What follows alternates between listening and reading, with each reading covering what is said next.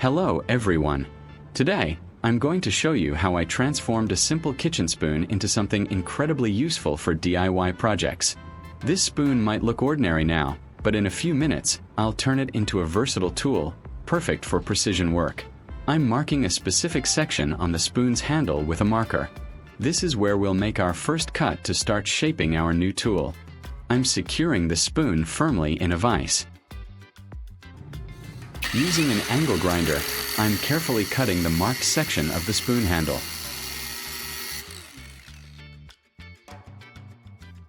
Now, I'm marking the cut handle piece with the blue marker, indicating where I'll drill a hole. This hole will be crucial for assembling the tool later. I'm also marking the bowl of the spoon, right in the center, for another drill point. This is for the main heating element attachment. Back to the vise, I'm securing the handle once more.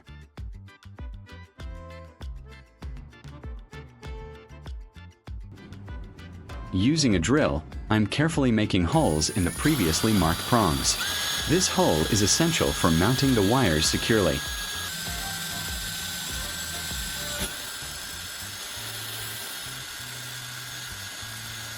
I'm now loosening the vise and removing the spoon handle. You can see the neat, precise hole I've drilled.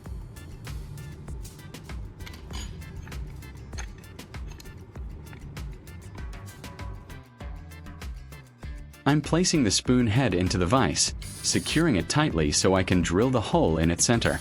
And now, I'm drilling through the marked center of the spoon's bowl. This will allow us to attach components through it.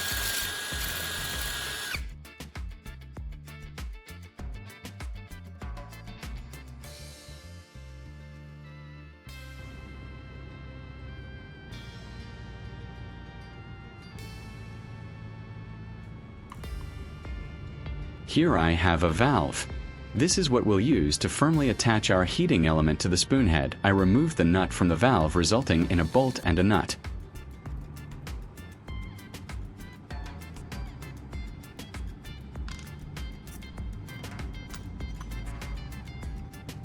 I'm feeding the bolt through the drilled hole in the spoon head and securing it with the nut.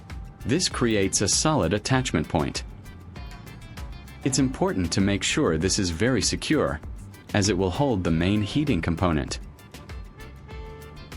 Using pliers, I'm tightening the nut on the bolt.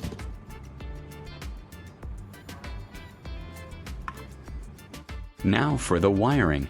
I'm taking a length of red electrical wire and stripping one end. This exposes the copper strands, allowing for electrical connection. After stripping, I twist the copper strands tightly. This ensures a good, compact connection.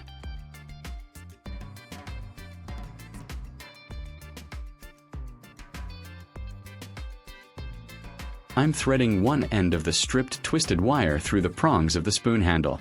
This will be our positive lead.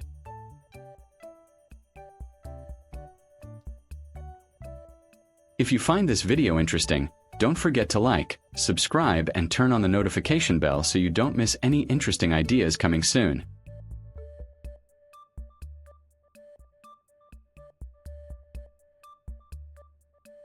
To give our tool a proper handle, I'm taking this aluminum tube.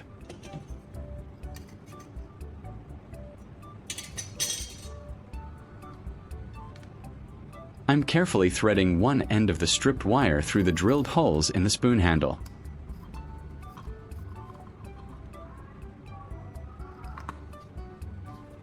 I used a piece of paper and wrapped it around the spoon handle. It helps the spoon to be firmly fixed to the aluminum tube and increases the insulation.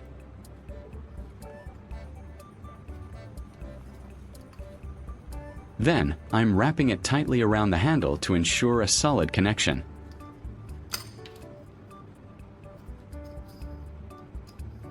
Leave a comment and let me know which country you are watching from. It's great that we can connect and chat from all over the world.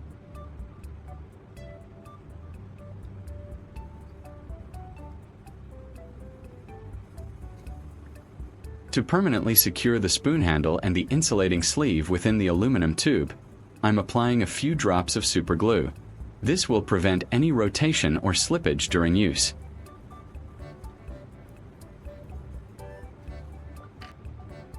And there we have it, a fully assembled handle for our spoon soldering iron.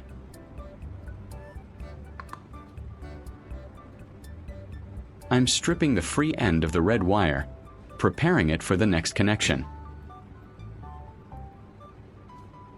I'm attaching an alligator clip to this end of the wire.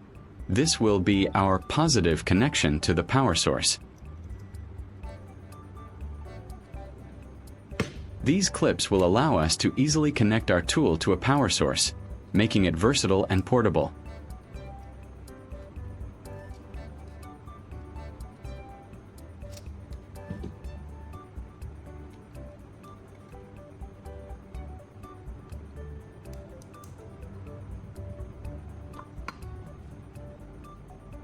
This is our soldering iron. It is the carbon rod inside the core of the AA battery.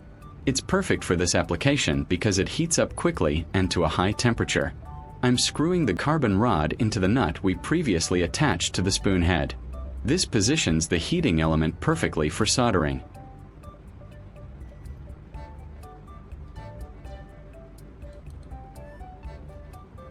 Next, I'm taking a white insulated wire and a black alligator clip. Just like with the red wire, I'm stripping the insulation from the white wire.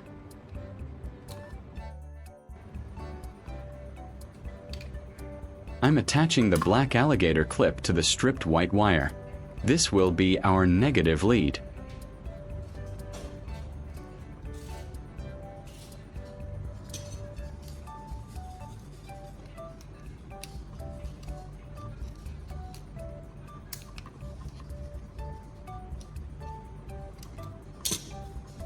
With the black alligator clip attached, both our positive and negative leads are ready for connection to the battery.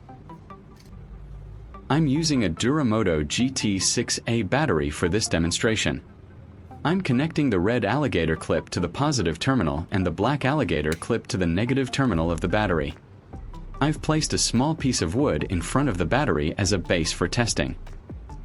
I'm touching the carbon rod to the black alligator clip, and as you can see, it quickly heats up, glowing red hot. This confirms our mini soldering/welding tool is working. To demonstrate its versatility, I'm taking these two razor blades and carefully placing them side by side on the wooden block. I'll apply heat from our spoon soldering iron to the blades. You can see how the intense heat melts the thin metal, fusing the two blades together. It's incredibly effective. Check out the result. The razor blades are now firmly joined, demonstrating the power of our homemade tool.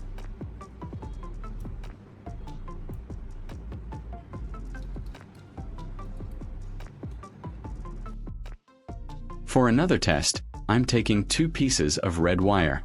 I've stripped the ends and twisted them together, preparing them for soldering.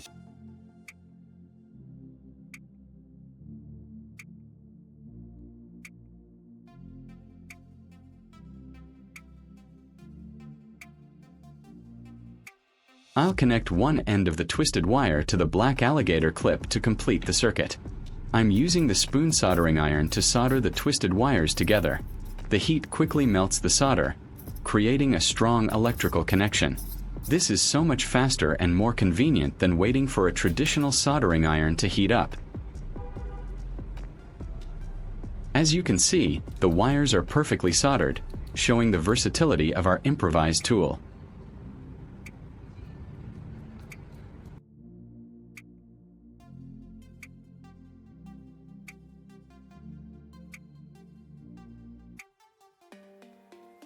For a final, impressive test, I'm taking a utility knife blade and a bolt. I'll place the blade on the wooden block and then position the bolt on top, where I want to attach it. I'll clamp the black alligator clip to the bolt and apply the heated spoon soldering iron to the blade around the bolt. The extreme heat causes the metal to bond, essentially welding the blade to the bolt. You can see the sparks and the metal fusing together. This homemade device truly works as a miniature welder.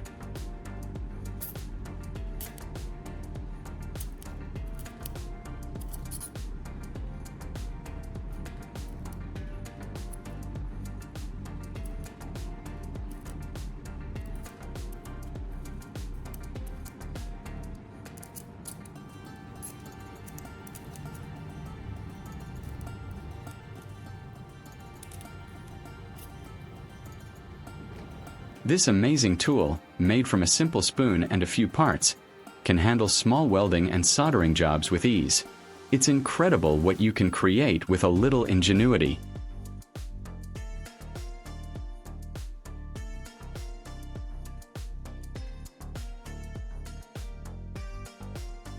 If you enjoyed this video, please give it a thumbs up, share it with your friends, and subscribe to my channel for more exciting DIY projects. Your support means a lot to me. Thank you for watching, and I'll see you in the next one.